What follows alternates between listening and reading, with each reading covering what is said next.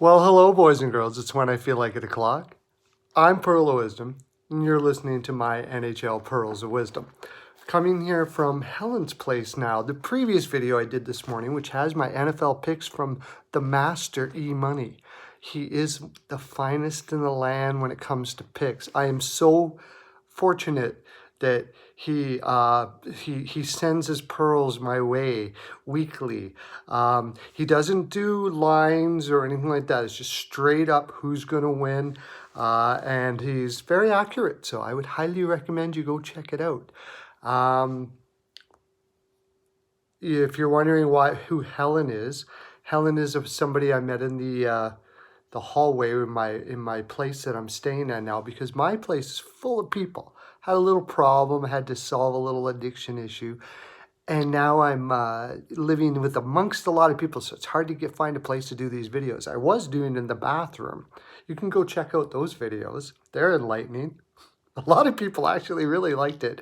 In fact, the one this morning I had to because Helen wasn't up yet. I know, right? It's like 7 in the morning. Go, lady, come on, wake up. Wake up. But she wasn't up, so I will say namaste.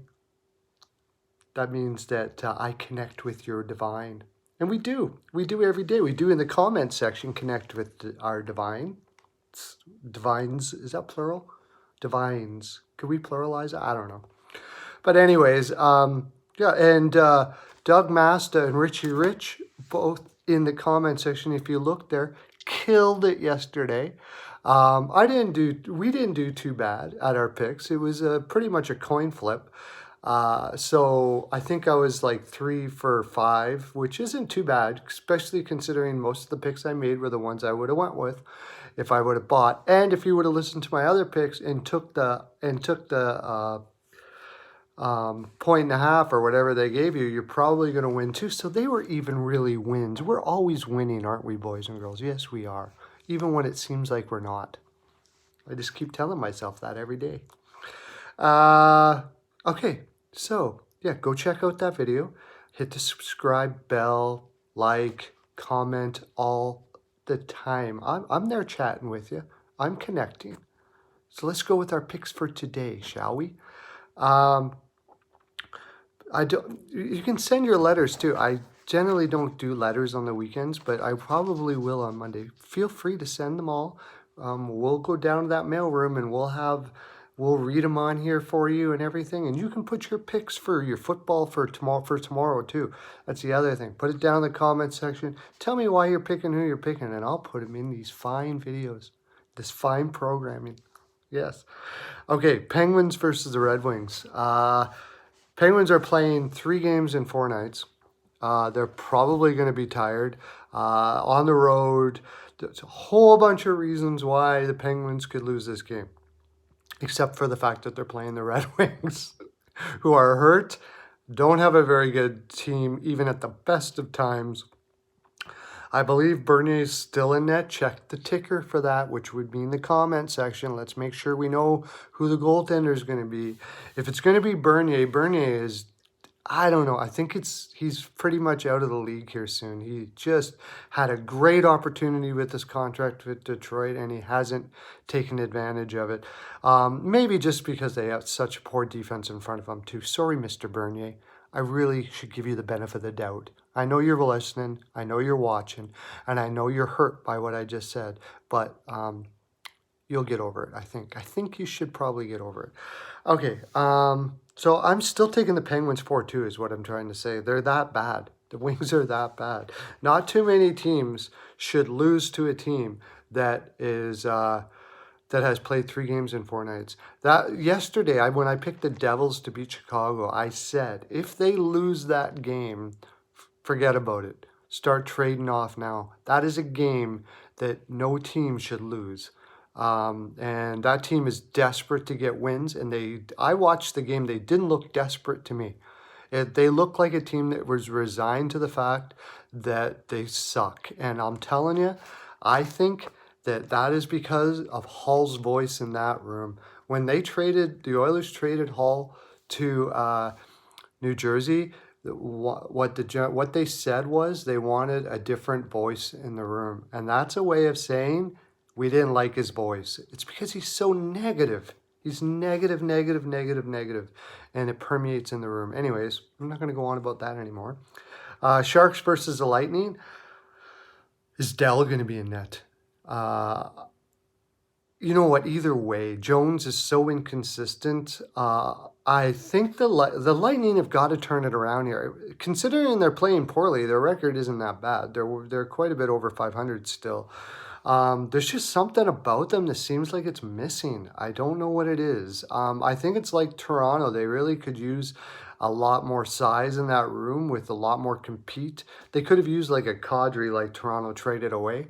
But I still think I got to go with the Lightning here, and I think it's going to be big. I don't know, just call it, sometimes it's just the feeling. Sometimes it's just something down in here where those feeling things are that you go with, right? Gut. People call it a gut, I guess. I got a lot of gut. So, yeah, that's what I'm going with. Lightning 5-2.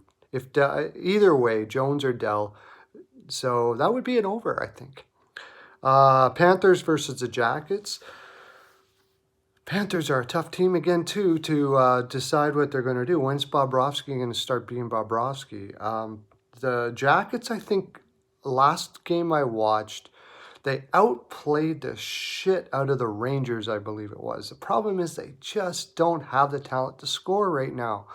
Especially with Werenski out, they look like they're just taking outside shots and hoping that's what they look like. And if Bobrovsky's on, that should be about the same thing. I think the Jackets could probably outshoot him here and still lose, same as their last game.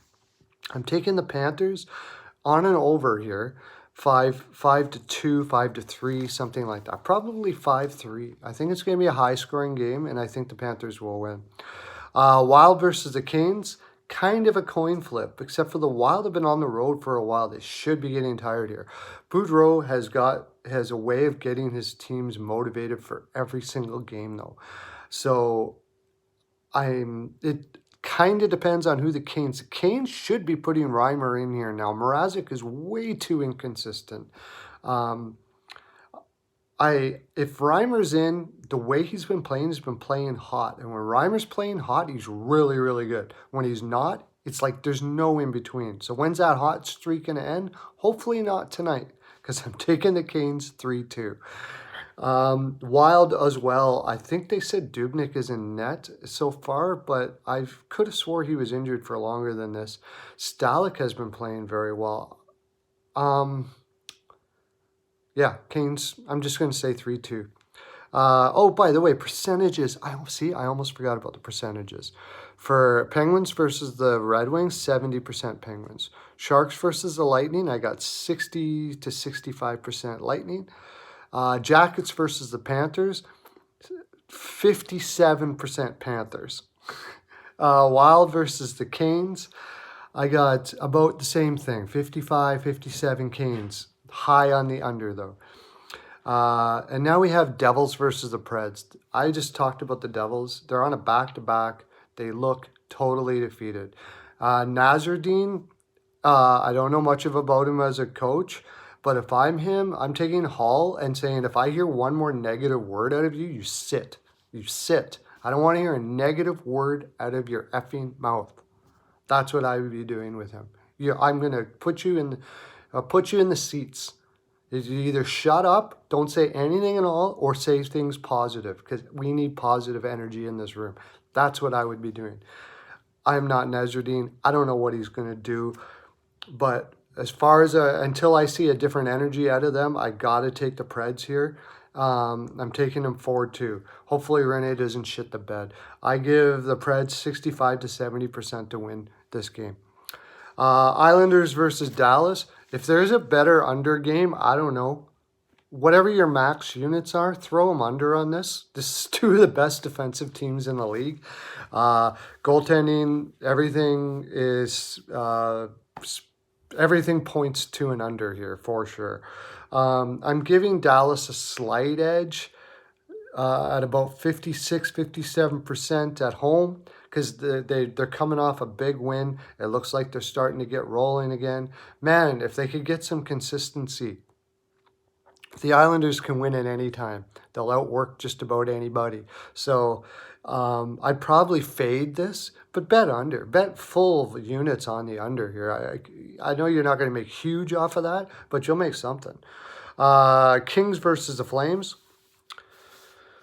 Kings coming off a back-to-back. I saw them play against the Oilers last night. Man, they're slow. Man, they're slow. The Flames have to win this game. This is almost like one of those defining games. They can define your season. If they lose to the Kings here, they walk away in shame. Seriously, I don't know much about Ward as a coach, but this is a really good time to get some positive energy in that room and make them feel good about themselves, because they should destroy the Kings, but I have a feeling they're not going to. Campbell's in net, so that makes it so there's going to be a little less opportunity for a lot of scoring than if Quick was in. So I'm taking the Flames 4-2, something like that. Well, boys and girls, that's my full 42%. If you watch my other video, there's a little surprise in there for you. The NFL one. You'll be excited and you'll be waiting in anticipation for the fine thing that I'm sending you right now. Have a great day and lots of love to you.